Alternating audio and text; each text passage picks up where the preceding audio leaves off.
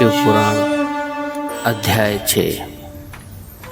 आज हम सुनेंगे श्रोताओं द्वारा पालन किए जाने वाले नियम।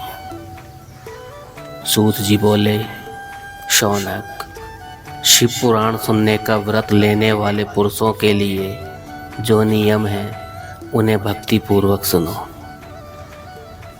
शिव पुराण की पुण्यमयी कथा नियम पूर्वक सुनने से बिना किसी विघ्न बाधा के उत्तम फल की प्राप्ति होती है। दीक्षा रहित मनुष्य को कथा सुनने का अधिकार नहीं है। अतः पहले वक्ता से दीक्षा ग्रहण करनी चाहिए। नियम पूर्वक कथा सुनने वाले मनुष्य को ब्रह्मचर्य का अच्छी तरह से पालन करना चाहिए। उसे भूमि पर सोना चाहिए, पत्तल में खाना चाहिए तथा कथा समाप्त होने पर ही अन्न ग्रहण करना चाहिए। समर्थ मनुष्य को शुद्ध भाव से शिव पुराण की कथा की समाप्ति तक उपवास रखना चाहिए और एक ही बार भोजन करना चाहिए। गरिष्ठ अन्न, दाल, जला हुआ अन्न, सेम, मसूर तथा बासी अन्न नहीं खाना चाहिए। जिसने कथा का व्रत ले रखा हो उसे प्याज, लहसुन, हींग, गाजर, मादक वस्तु तथा आमिष कही जाने वाली वस्तुओं को त्याग देना चाहिए। ऐसा मनुष्य प्रतिदिन सत्य, शौच, दया, मौन, सरलता, विनय तथा हार्दिक उदारता आदि सद्गुणों को अपनाए तथा साधु संतों की निंदा का त्याग कर नियम पूर्वक कथा सुने। सकाम मनुष्य इस कथा के प्रभाव से अपनी अभीष्ट कामना प्राप्त करता है और सकाम मोक्ष प्राप्त करता है।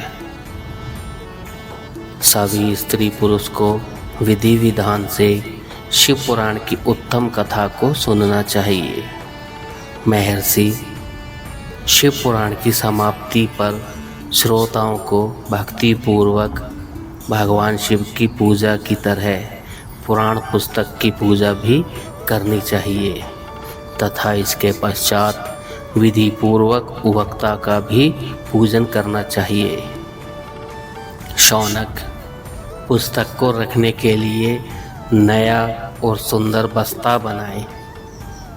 पुस्तक व वक्ता की पूजा के उपरांत वक्ता की सहायता हेतु बुलाए गए पंडित का भी सत्कार करना चाहिए। कथा में पधारे अन्य ब्राह्मणों को भी अन्न धन का दान दें। गीत, वाद्य और नृत्य से उत्सव को महान बनाएं।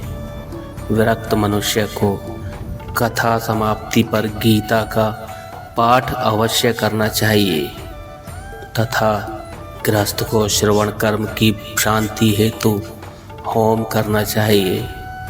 होम रुद्र संहिता के श्लोकों द्वारा अथवा गायत्री मंत्र के द्वारा करें।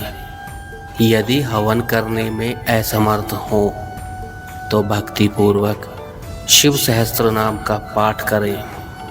कथा श्रवण संबंधी व्रत की पूर्णता के लिए शहद से बनी खीर का भोजन 11 ब्राह्मणों को कराकर उन्हें दक्षिणा दें। समृद्ध मनुष्य 3 तोले सोने का एक सुंदर सिंहासन बनाए और उसके ऊपर लिखी या लिखाई हुई शिव पुराण की लिखी पोथी विधि पूर्वक स्थापित करें तथा पूजा करके दक्षिणा चढ़ाएं। फिर आचार्य का वस्त्र, आभूषण एवं गंध से पूजन करके दक्षिणा सहित वह पुस्तक उन्हें भेंट कर दें। शौनक, इस पुराण के दान के प्रभाव से भगवान शिव का अनुग्रह पाकर मनुष्य भवबंधन से मुक्त हो जाता है। शिव पुराण को विधि पूर्वक संपन्न करने पर यह संपूर्ण फल देता है। यह भोग और मोक्ष प्राप्त करता है। हे शौनक, शिव पुराण का सारा महात्म्य जो संपूर्ण फल देने वाला है मैंने तुम्हें सुना दिया है। अब आप क्या सुनना चाहते हो? श्रीमान, शिव पुराण सभी पुराणों के माथे का तिलक है। जो मनुष्य सदा भगवान शिव का ध्यान करते हैं, जिनकी वाणी शिव के गुणों की स्तुति करती है और जिनके दोनों कान उनकी कथा सुनते हैं, उनका जीवन सफल हो जाता है। वे संसार सागर से पार हो जाते हैं। ऐसे लोग इहलोक और परलोक में सदा सुखी रहते हैं।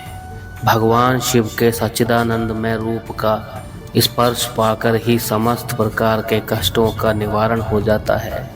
उनकी महिमा जगत के बाहर और भीतर दोनों जगह विद्यमान है। उन अनंत आनंद रूप परम शिव की मैं शरण लेता हूँ। अध्याय समाप्त। हर हर महादेव।